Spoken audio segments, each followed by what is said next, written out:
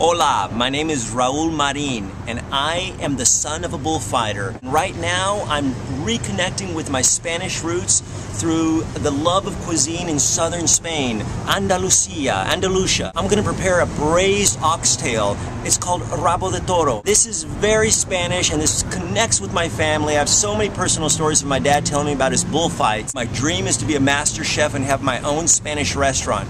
So why don't we come on inside and let's start talking about all the ingredients that I'm going to layer and slowly develop into this amazing dish. Come on.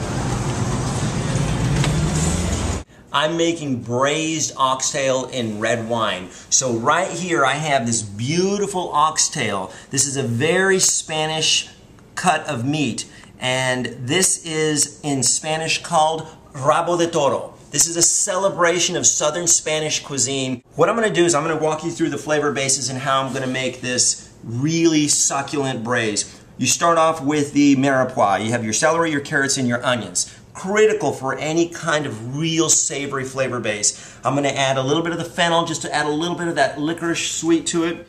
A delicious Spanish ingredient, sweet smoked paprika. It's going to add a nice warm balance to that.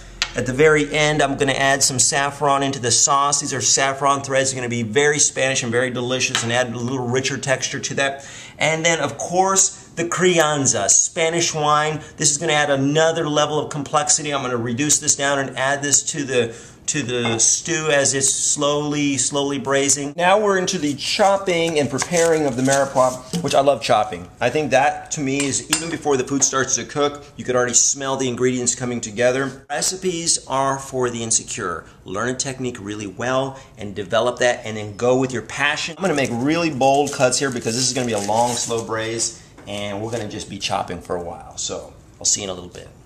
Alright, we've got these succulent oxtails, and I've salt and peppered them, and now I'm just dredging them with some matzo crumbs. We're going to do them in batches. I've got 4 of them here ready to go. We've got a really hot bottom here, and we are going. And so we're going to sear them just for a couple of minutes, just to get them browned on the outside, and we are starting our flavor base. So we just get the complexity of the flavors of that really nice crianza, and I'm going to put that in there and layer that in when the time comes. Delicious thyme, we're just going to throw that in there. These dried bay leaves add such a nice complexity to that, and this flat leaf Italian parsley.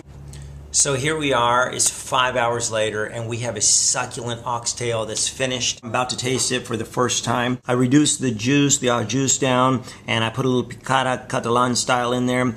I have a Manchego mashed potato with a little saffron over the top. So let's taste this. Let's see how this just falls off the bone. Look at that. That's just amazing.